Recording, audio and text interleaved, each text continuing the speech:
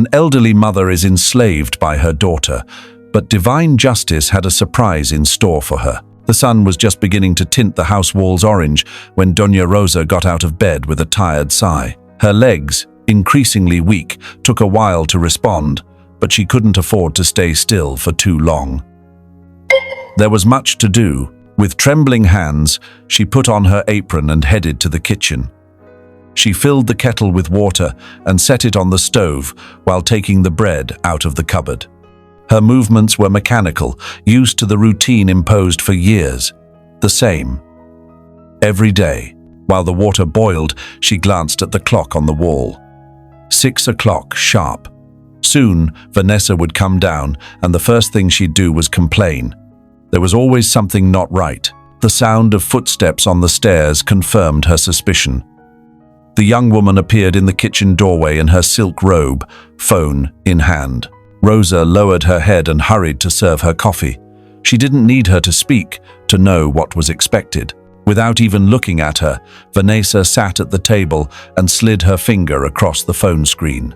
Her perfectly manicured nails contrasted with her mother's rough, worn hands, marked by years of hard work. After a sip of coffee, the younger woman sighed with annoyance. "I have an important dinner tonight," she said without lifting her eyes from the phone. "I want the house spotless. And no resting in the afternoon? Understood?" Rosa just nodded.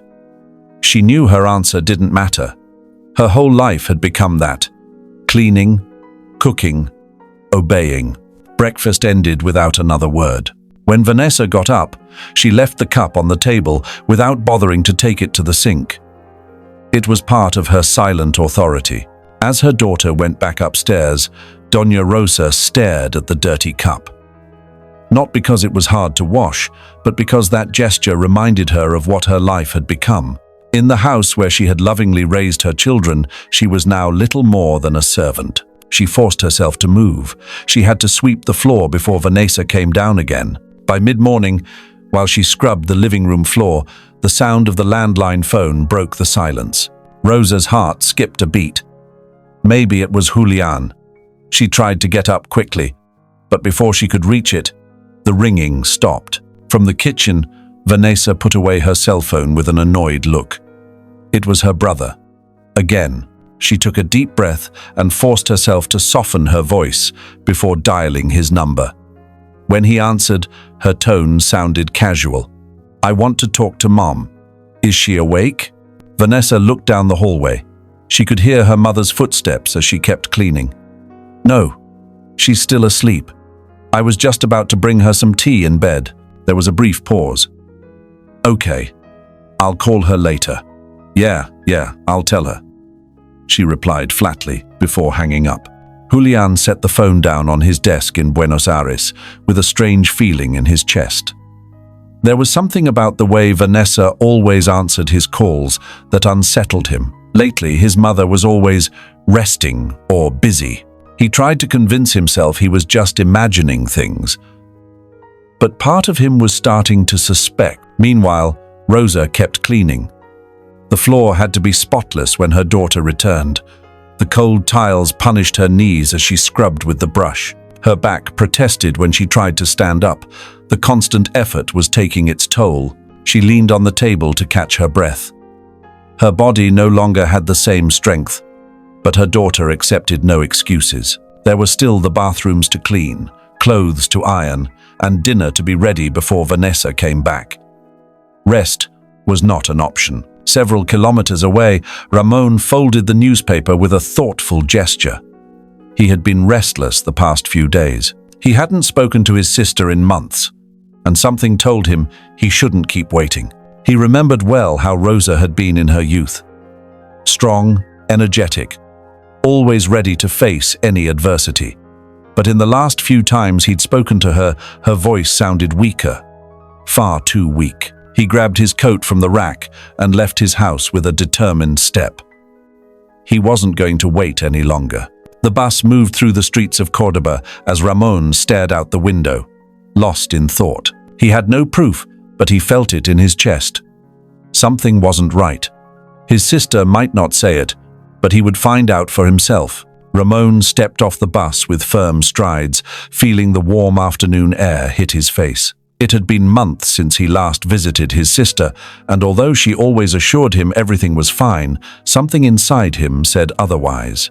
Rosa's evasive answers, her weak voice over the phone, and Vanessa's constant interference whenever he tried to talk to her had given him enough reasons to worry. He walked through the neighborhood streets, observing the same houses as always, some with neglected facades, others freshly painted. But when he stopped in front of Rosa's house, an uncomfortable weight settled in his chest. The house, though clean and seemingly in good condition, gave off a feeling of emptiness. He knocked on the door and waited. The sound of dragging footsteps slowly approached. When the door opened, the image he saw left him frozen for a moment. Rosa was thinner, with pale skin and unkempt hair. Her clothes, old and worn, had bleach stains, and she still held a damp cloth in her hands. The curve of her shoulders and the tired expression on her face said more than she herself could have. Ramon felt his heart sink. He crossed the threshold and stepped into the house. The smell of cleaning products filled the air, giving the atmosphere a strange coldness. Everything was spotless, but not with the warmth of a well-cared-for home, rather, with the rigidity of a place where cleaning had become an endless obligation. Rosa tried to continue her tasks, but her brother stopped her with a gesture.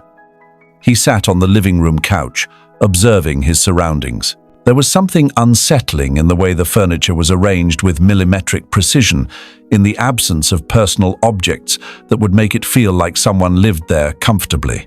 For several minutes, she avoided sitting down, keeping her hands busy, as if she didn't know what to do with herself if she wasn't working. Ramon felt a knot in his stomach. She wasn't the sister he remembered. Rosa used to have a firm voice, a determined attitude, an energy that was contagious. But the woman in front of him was different, worn down by the weight of a suffocating routine. The sound of the lock interrupted his thoughts. The door opened, and Vanessa entered with a carefree air, adjusting her hair and carelessly dropping the keys on the table. Noticing her uncle's presence, her expression changed for a moment, but she quickly recovered. The man couldn't help but notice the contrast. While Rosa looked dull and fragile, her daughter looked impeccable, with perfectly pressed clothes and well-manicured nails. The atmosphere tensed immediately. Vanessa moved through the room with the confidence of someone who knows they are in control. Ramon watched his niece closely. There was something in her posture, in the way she barely looked at her mother, that confirmed what he feared. Rosa tried to return to the kitchen, but Ramon stopped her. Vanessa pressed her lips together and crossed her arms. The message was clear. She didn't like him being there. Silence became uncomfortable, with Vanessa watching him with calculating eyes and Rosa staring at the floor, as if her mere existence was a bother. After a few minutes, Vanessa disappeared down the hallway, and Ramon felt his sister release a faint sigh. He waited until he was sure the young woman had locked herself in her room. Then he walked silently through the house. He found an almost empty refrigerator, a closet full of old, worn-out clothes, and a bed that had little more than a thin mattress covered with faded sheets. Everything pointed to the same thing. His sister wasn't living, she was surviving. That night, he stayed in the living room until the house was completely silent. He made sure Vanessa was asleep before taking out his phone and sending a message to Julian. "We need to talk. It's about Mom." Ramon knew his nephew would respond soon. He looked one last time toward the hallway where Rosa had gone to rest. Something inside him told him this would be the beginning of the end of the situation she was living in. He would not allow things to continue this way. Julian received Ramon's message shortly after midnight. As he read it, an unfamiliar unease settled in his chest. He had long felt something wasn't right in the relationship between his mother and Vanessa, but he had always told himself he was probably exaggerating. Now, his uncle had confirmed what he had feared most. He got out of bed and walked to the kitchen. His wife, Marcella, slept soundly, unaware of his restless thoughts. He poured himself a glass of water and drank it in one gulp, trying to organize his ideas. What exactly did "we need to talk about Mom" mean? He remembered the times he had called, and it was always Vanessa who answered. She's resting. She's busy. She went out to run some errands. There was always an excuse. At first, he thought it was coincidence, but now he realized his sister had been making sure he never spoke directly with Rosa. He left the glass in the sink and made a decision. He was going to travel to Cordoba. He wouldn't call ahead, wouldn't warn anyone. He would just show up and see with his own eyes what was happening. The next morning, he bought a ticket on the first available bus and messaged Ramon to let him know. The trip would be long, but at least he would soon have answers. Meanwhile, in Cordoba, Doña Rosa's routine continued without pause. That morning, like every other, she woke up before dawn to begin the day's tasks. There were clothes to wash, floors to clean, and a meal to prepare before noon. Her body ached, but she didn't allow herself to stop. Vanessa was relentless when things didn't go as expected. While ironing a pile of shirts, she heard the front door open. She recognized the sound of her daughter's heels hitting the floor and quickened her pace, though her arms no longer had the strength they once did. Vanessa passed through the hallway without acknowledging her and went to the entryway mirror to touch up her makeup. That day, she had a date with Angel, her new boyfriend. He was a businessman with good connections and a generous wallet, and she was determined to secure a place in his life. Rosa watched her out of the corner of her eye from the kitchen. She knew well the look her daughter had at that moment. She had seen it many times before, when Vanessa wanted to impress someone. Shortly after, the sound of the doorbell rang through the house. Vanessa adjusted her dress, took a deep breath, and opened the door with her best smile. Angel stood in the doorway, dressed elegantly, holding a bouquet of flowers. "For you," he said with a charming smile as he handed her the bouquet. Vanessa laughed softly and took the flowers delicately. "What a lovely gesture. Come in. Make yourself comfortable." Angel stepped inside and looked around.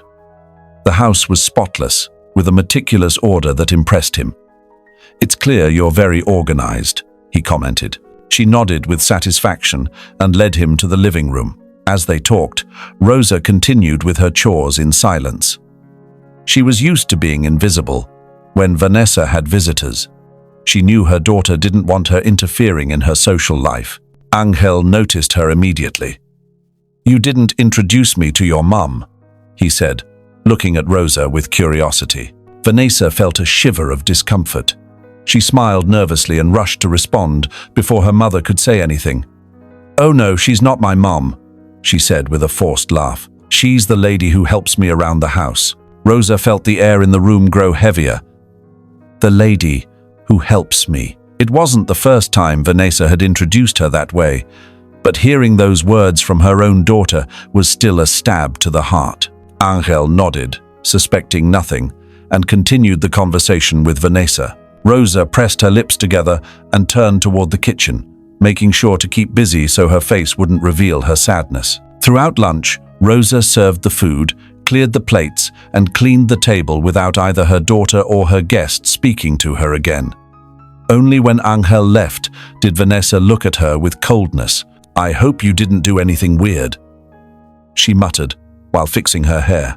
Rosa just nodded. There was no point in arguing. No point in saying anything. Hours later, as night fell, Rosa sat in the kitchen with a cup of tea in her hands. She thought about Julian. She wondered if her son would keep calling, if he would ever find out the truth. What she didn't know was that, at that moment, he was only hours away. Meanwhile, the bus arrived in Cordoba shortly after dawn. Julian got off with his bag over his shoulder and a tense face from lack of sleep. He hadn't shut his eyes the entire trip, restless about what he might find. Ramon was waiting at the terminal, arms crossed and brows furrowed. They exchanged barely a word. They didn't need to. Both knew something was wrong and that there was no time to waste. The ride to Rosa's house was silent. Ramon drove with his eyes fixed on the road, while Julian looked out the window, trying to gather his thoughts. He had tried to convince himself that his sister wouldn't be capable of harming their mother, but every piece of evidence piling up in his mind told him otherwise. When the car stopped in front of the house, Julian felt a chill run down his spine. From the outside, everything looked normal. The facade was still in good condition. The window curtains swayed slightly in the morning breeze. But what mattered wasn't the appearance, it was what happened behind closed doors. Ramon didn't wait for his nephew to react. He got out of the car and knocked on the door firmly. Inside the house, Doña Rosa was bent over the kitchen floor, scrubbing with a small brush. Her knees ached and her hands trembled from the effort. But she didn't stop. She couldn't afford to rest. She knew that if Vanessa woke up and found anything out of place, the complaints and scolding wouldn't be far behind. The sound of the knocking startled her. She stood up slowly, wiping her hands on her apron, and walked to the door. When she opened it, she froze. Julian stared at her, unable to hide the shock and indignation that swept over him at the sight of his mother's condition. Her skin was pale, her hair unkempt, and her eyes reflected a deep exhaustion. She looked much more fragile than he remembered. No words were needed. Rosa lowered her gaze immediately, as if she were ashamed. Julian stepped in without waiting for an invitation and looked around the house. The excessive cleanliness, the smell of disinfectant, and the lack of personal objects gave him a bad feeling. Everything was organized to a disturbing degree, as if someone went over the place every day, making sure not a speck of dust was out of place. "Mom, what is all this?" he asked, but she didn't answer. Before he could press her further, footsteps echoed on the stairs. Vanessa appeared in a satin robe, her hair tied in a high ponytail. When she saw Julian, her expression hardened. "What a surprise," she said with a tense smile. "I didn't know you were coming." He didn't respond right away. His eyes settled on her coldly, while his mind processed every detail. The flawless clothes, the painted nails, the haughty look, so different from his mother, who stood there with reddened hands and a body hunched from effort. "Tell me the truth, Vanessa. What's going on here?" he asked finally. She laughed with disdain and crossed her arms. "I don't know what story you've been told, but everything's fine. Mom's one of those people who can't sit still. She likes doing housework." Julian clenched his teeth. He looked at his mother, searching for an answer, but Rosa kept her head down. She knew that if she said anything, Vanessa would find a way to make her pay for it later, but her silence only made her son angrier. "Mom's not okay," he said, not taking his eyes off Vanessa. "It's not normal for her to look like this, to live like this." His sister scoffed, annoyed. "Oh, Julian, don't be so dramatic. Now you're worried about her? Because when I stayed here to take care of her, I didn't see you coming to help." Ramon, who had remained silent, stepped in with a tense face. "Take care of her? You've got her living like a servant, Vanessa." The young woman rolled her eyes and clicked her tongue. "Don't exaggerate. She's happy like this." Julian felt rage rising in his chest. He looked at his mother again, searching for the slightest sign of resistance, of denial. But Rosa remained motionless, her gaze fixed on the floor. That was enough. "Mom, grab your things. We're leaving." Rosa raised her head abruptly. Her lips parted as if she wanted to say something, but no words came out. Vanessa let out a dry laugh. "Are you crazy? Mom's not going anywhere." Julian ignored her and turned to his mother with more firmness. "I don't want to argue. We're leaving." Rosa felt a chill run down her spine. The idea of leaving that house was tempting, but also terrifying. She had lived under her daughter's rules for so many years that she no longer remembered what it was like to exist without fear. Vanessa, noticing her hesitation, smiled smugly. "See? Mom doesn't want to leave. You come from the outside and think you can change everything in one day. It doesn't work like that, Julian." He clenched his fists. "What doesn't work is my mother having to live like a slave in her own home." Rosa felt her heart pounding. She looked at her daughter and then at her son. One despised her. The other was trying to rescue her. She took a deep breath and made a decision. "I'm going to get my clothes," she murmured. Vanessa looked at her in disbelief. "Don't do this to me, Mom." Rosa didn't answer. She turned and slowly climbed the stairs. For the first time in years, she was making a decision for herself. Julian waited with his arms crossed, never taking his eyes off his sister. Vanessa bit her lip in restrained anger, but said nothing. She knew she had lost control. When his mother returned with a small bag of clothes, Julian gently took her hand and led her to the door. Ramon followed closely. Vanessa remained in the living room, arms crossed and jaw clenched. Before leaving, Julian turned one last time. "I don't want to see you near Mom again." Vanessa didn't reply. Her eyes followed him until the door closed and the house was left in oppressive silence. Rosa felt the fresh air hit her face as she stepped outside. Her body trembled, though she didn't know if it was from fear or relief. Julian helped her into the car and Ramon started the engine. As the vehicle drove away, Rosa looked out the window at the house where she had spent so many years trapped.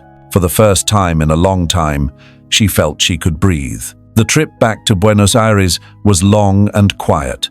Doña Rosa kept her gaze fixed on the window, watching the landscapes pass by as if she were in a dream she hadn't yet woken from. Her hands, resting in her lap, clutched the bag with the little clothing she had managed to bring. Though she was no longer physically in that house, her mind remained trapped in the years of servitude Vanessa had subjected her to. Julian, sitting beside her, noticed her stiffness and shallow breathing. He didn't push her to talk.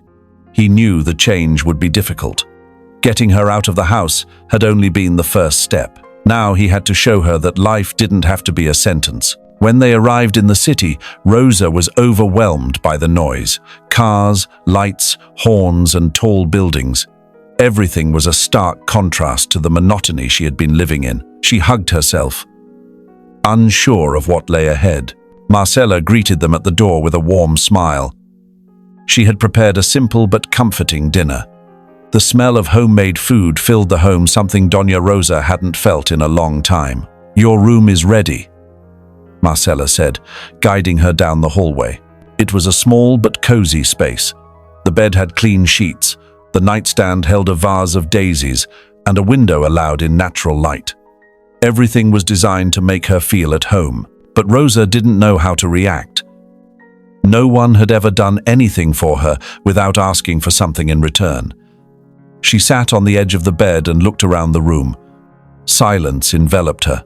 No one was giving orders. No one was rushing her. No one expected anything from her. In the days that followed, the adjustment was difficult.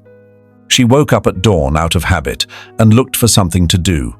But each time she tried to clean or cook, Marcela gently stopped her. "Rest, Rosa. You've already done enough," she would say. But rest was something unknown to her. Her body and mind were programmed to serve. Sitting idly made her feel useless. Julian noticed and decided to help her find a new routine. He took her for walks in the park, bought her yarn so she could knit like she used to in her youth, and took her to visit the neighborhood church. Little by little, Rosa began to get used to a life where her only obligation was to be herself. But the peace didn't last long.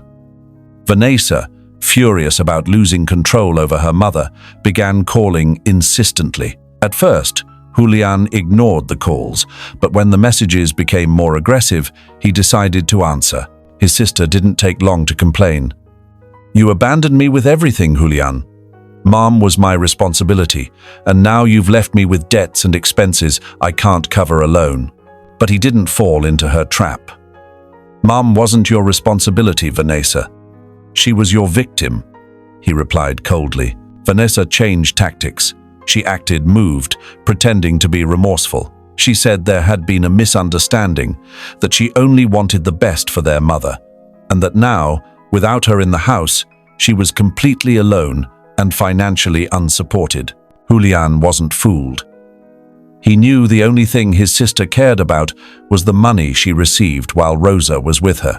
The conversation ended with Vanessa demanding that he continue sending her money to compensate her. But Julian, tired of her manipulations, refused. After hanging up, his decision was clear. He would not only cut off all financial ties with his sister, but also find a way to make her face the consequences of what she had done to their mother. He consulted with a lawyer specializing in elder abuse and exploitation. He explained the situation, showed photos and messages, and recounted the years of silent mistreatment. The lawyer confirmed that there was enough evidence to file a formal complaint. Julian knew that initiating legal action against his own sister wouldn't be easy. But seeing his mother still flinch when someone raised their voice, still ask for permission for everything, still startle if a dish fell to the floor, confirmed to him that he couldn't let things stand. Justice had to be served. Vanessa thought she could go on with her life as if nothing had happened. But very soon, she would find out that there were limits she couldn't cross without consequences. The legal process had begun. Julian spent most of the morning at the prosecutor's office, submitting documents and evidence. The complaint was well structured. He had photos of the state in which he had found his mother, records of the bank transfers he sent for her upkeep, and the testimonies of Ramon and Marcela, who could confirm Doña Rosa's physical and emotional deterioration. The lawyer reviewed the documents meticulously. There was enough material to prove that Rosa had been a victim of exploitation and neglect. The case wasn't simple, but it wasn't impossible to win either. As the officials filed the complaint, Julian stared at the paper he had just signed. Taking his own sister to court was something he had never imagined doing. But every time he thought of the image of his mother scrubbing the floor on her knees, with her back hunched and her hands trembling, the rage reassured him that he couldn't stand idly by. He returned home at the end of the afternoon. He found Rosa in the living room, her gaze fixed on the window. Since he had taken her out of Vanessa's house, his mother seemed to live caught between relief and fear. Even though she no longer received orders, even though no one demanded she clean or cook, she still acted as if her only purpose in the world was to serve. The change was difficult. Marcela had tried to gradually integrate her into the household routine, giving her space to feel useful without falling back into submission. She had bought her yarn for knitting, accompanied her to church, and took her for walks around the neighborhood. But the process was slow. Rosa didn't know how to live any other way. Sometimes they found her arranging things with extreme meticulousness, as if afraid someone would scold her. Other times, she would sit with her hands in her lap, unsure of what to do with her free time. Julian set the papers on the table and sat across from her. "Today I filed the complaint against Vanessa," he said firmly. Rosa blinked and lowered her gaze. The idea of her own daughter facing trial unsettled her. "I don't want anything bad to happen," she whispered, her voice heavy with guilt. Julian sighed. He knew his mother still protected her in her heart, despite everything. "Mom, what she did has no justification. I can't let this go unpunished." Rosa rubbed her hands nervously. All her life she had learned to stay quiet, to endure. The idea of someone seeking justice for her felt strange, almost unreal. But this time, Julian wasn't going to be swayed by her silence. In Córdoba, the news hit like a bucket of cold water. Vanessa received the court notice in the afternoon. When she read the document, she felt her blood boil. She couldn't believe it. Julian, her carefree brother, the one who had never had to take care of their mother, now dared to accuse her as if she were a criminal. She clenched her teeth and crumpled the paper in anger. How dare he? For years, she had lived certain she was in control. She had always handled the situation to her advantage, keeping Rosa under her thumb and making sure Julian kept sending money without asking questions. But everything had collapsed in a matter of days. She paced the living room, trying to calm down. She couldn't let this sink her. She thought about getting a lawyer, but she knew she didn't have the resources to pay for one. Since her mother had left, her finances had nosedived. The house was still hers, but without Julian's financial support, paying the bills was becoming difficult. She needed money. Fast. Her mind searched for options. She couldn't turn to her circle of friends. None of them would lend her a significant amount without guarantees. She couldn't sell the house either, not without getting involved in long legal procedures. Then she thought of Angel. They had gone out for a while, and although she had never seen it as anything serious, she knew he had money and a certain weakness for her. If she played her cards right, she could get his help. She looked at herself in the mirror and took a deep breath. She had to appear vulnerable, make him feel sorry for her. She carefully fixed her hair, applied just enough makeup to look worn but still attractive, and chose a dress that flattered her figure without seeming too provocative. An hour later, she was at Angel's apartment door. Angel opened with a surprised expression. He hadn't expected to see her. Since their last outing, she had been distant, and now, suddenly, she showed up with red eyes and an air of desperation. Vanessa walked in without waiting for an invitation and dropped onto the couch. She covered her face with her hands, breathing deeply, as if trying to calm herself. Angel watched her in silence. He said nothing. Vanessa finally looked up and stared at him with a pleading expression. "I don't know what to do," she murmured. Her trembling voice was perfectly calculated. Angel crossed his arms. "Did something happen with your brother?" She nodded slowly. "He wants to ruin me, Angel. He's accusing me of horrible things. He wants to take me to court." The man raised an eyebrow. Until now, he had only heard fragments of her family life. Vanessa rarely spoke about her mother or brother. She always portrayed herself as an independent, strong woman with no attachments. But now, the story she told was very different. Vanessa continued her performance. She told him her brother hated her, that he had always envied her, that he was unfairly blaming her for everything. She spoke of how she had sacrificed herself taking care of her mother, how Julian had cut off her financial support and was now trying to destroy her completely. "I don't know what I'm going to do," she whispered, letting a carefully timed tear fall. Angel watched her closely.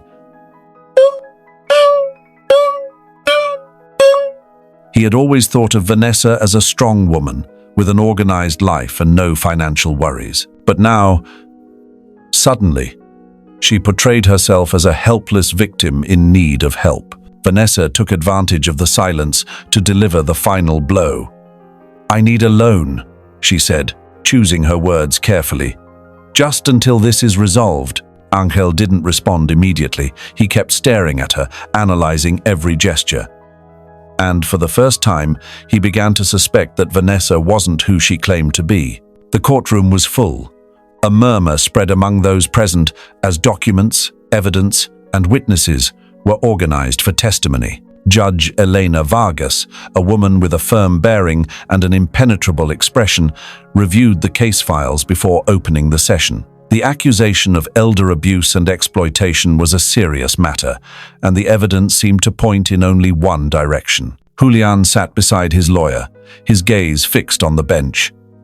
Next to him, Doña Rosa kept her hands folded on her lap. Though she tried to appear composed, the slight tremble in her fingers betrayed the tension running through her. She had never been in a courtroom before, and she certainly never imagined she would end up there because of her own daughter. Vanessa, seated on the opposite side of the room, held her chin high. Her impeccable image contrasted with the severity of the charges against her. She wore a sober suit and wore an expression of complete confidence.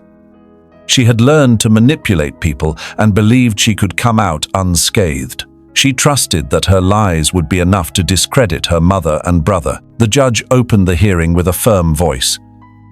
She reviewed the charges and allowed Julian's lawyer to present the evidence. On the table, photographs, bank statements, and written testimonies were laid out, detailing the abuse Doña Rosa had suffered for years. Images of her physical condition when rescued by her son were shown the evident deterioration she had suffered under Vanessa's control. The prosecution delivered its opening statement with force. They explained how Rosa had been isolated, denied contact with Julian, and forced to perform housework without rest. The evidence clearly showed that Vanessa had taken advantage of her mother's vulnerability, not only to avoid working, but also to receive money from her brother under false pretenses. Rosa was called to the stand. Her steps were slow and her voice trembled, but every word she spoke was filled with truth. She recounted the years of humiliation she had endured, the endless days when she couldn't sit and rest without Vanessa getting upset, the times she pretended to be sick just to avoid being assigned more chores. She described how her daughter denied her access to a phone, how she filtered Julian's calls to keep him from knowing what was happening. She spoke of the nights she cried herself to sleep, feeling more alone than ever in her own home. As she spoke, an absolute silence filled the room. Each word struck a blow that dismantled the image Vanessa had tried to build. Julian testified next. He explained how he had begun to suspect something was wrong when his sister always had excuses to prevent him from speaking with their mother. He described the moment he found her scrubbing the floor on her knees, her back bent and her face exhausted. He spoke of how coldly Vanessa tried to minimize the situation and how Rosa, at first, was reluctant to leave, paralyzed by fear of defying her daughter. The evidence was overwhelming, but Vanessa wasn't ready to lose. When it was her turn to speak, she took on a pitiful tone. She portrayed herself as the self-sacrificing daughter who had cared for her mother when no one else did.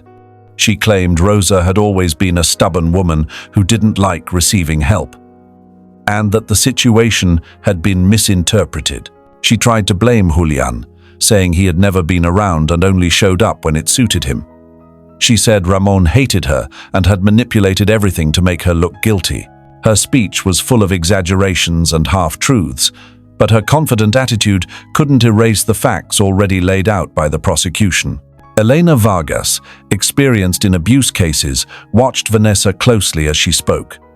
She had seen many people try to evade justice with fake tears and convoluted arguments. It didn't surprise her. Still, the most important testimony was yet to come. Angel had been called as a witness.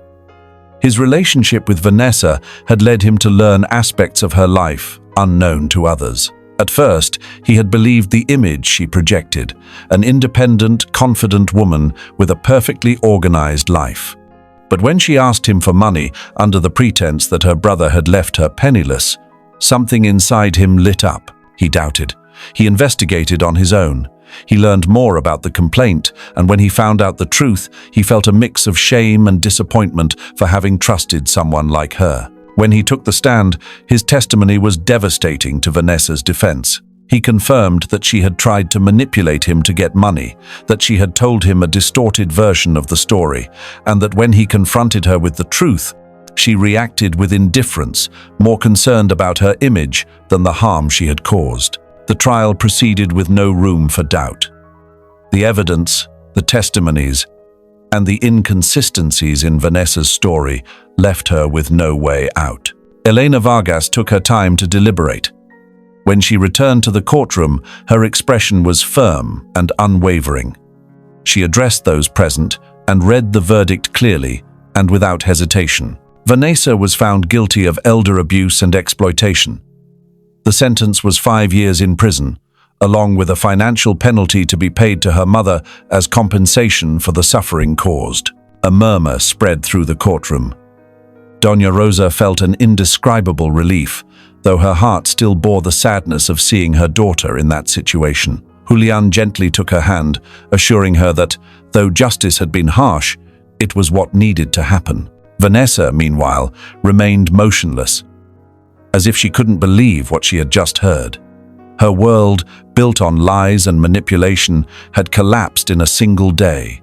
There was no escape now. As the officers approached to escort her out of the courtroom for the first time in her life, Vanessa was no longer in control. Prison weighed on Vanessa more than she had imagined. For years, she had lived convinced she could always find a way to get what she wanted. But in prison, there were no excuses to save her, no lies to regain control. The days passed slowly within those grey walls. No luxuries, no makeup, no parties, no one to manipulate. It was just her, alone with her conscience, facing the reality of her actions. At first, she refused to accept guilt.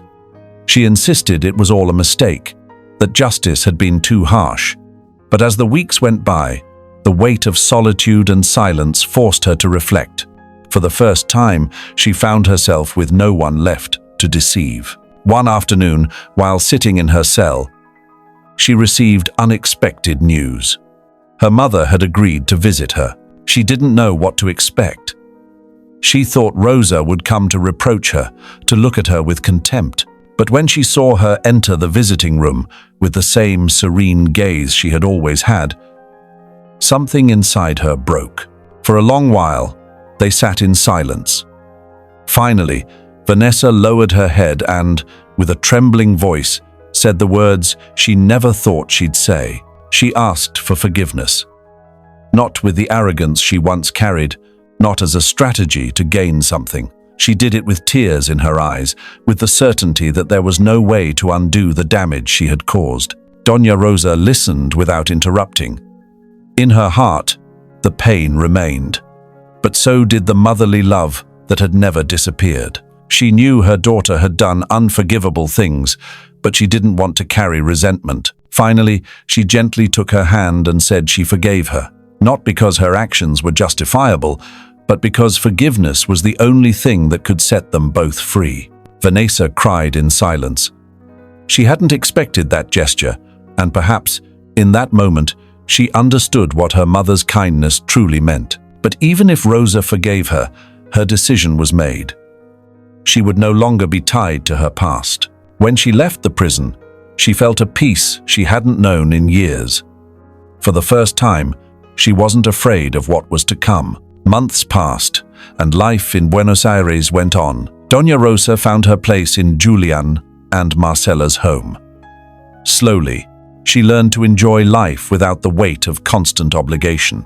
She woke up without rushing, walked in the park in the afternoons, took up knitting again, and discovered the joy of sharing moments with her family without feeling she had to earn them through effort. The day Marcela announced her pregnancy, the joy in the house was indescribable. Rosa felt a new light spark in her life. A grandson or granddaughter was on the way. And with them, the promise of a future filled with hope. She allowed herself to dream of afternoons in the park, bedtime stories, and children's laughter filling the home. For the first time in a long time, she looked to the future with joy. Life, with its unexpected turns, had taught her that even in the deepest darkness, there is always a chance to start over. Doña Rosa had suffered, been humiliated, had felt the weight of abandonment, but she had also discovered that true love isn't measured in unrecognized sacrifice, but in those who are willing to reach out without expecting anything in return. Vanessa had learned her lesson too late, but at least she had faced the consequences of her actions. Julian had shown that justice and love can go hand in hand, that protecting those we love sometimes means making difficult decisions. And Rosa had found peace. She sat in the yard, a blanket over her legs, watching the orange sky at sunset. She breathed deeply, letting the fresh air fill her lungs. She was alive. She was free. And for the first time, she was the owner of her own story. Life had taught Doña Rosa that love must not be confused with submission, that being a mother does not mean enduring mistreatment, and that true family is not defined by blood, but by those who choose to protect, care for, and love without conditions. She had spent years believing her pain was a burden she had to silently endure, that her fate was written in the routine of sacrifice and indifference. But time, justice, and the love of those who truly valued her proved that there is always a way out, that it's never too late to begin again. Forgiveness gave her peace, but it did not make her forget. She learned that letting go of resentment didn't mean returning to the past, but looking forward with hope. In the sweetness of a new life coming with her grandchild, in the warmth of a home where she was loved unconditionally, in the freedom of waking up each morning without fear, she found the happiness she had always deserved. And she understood that love should not hurt, that life goes on, and that everyone deserves a second chance to be truly happy.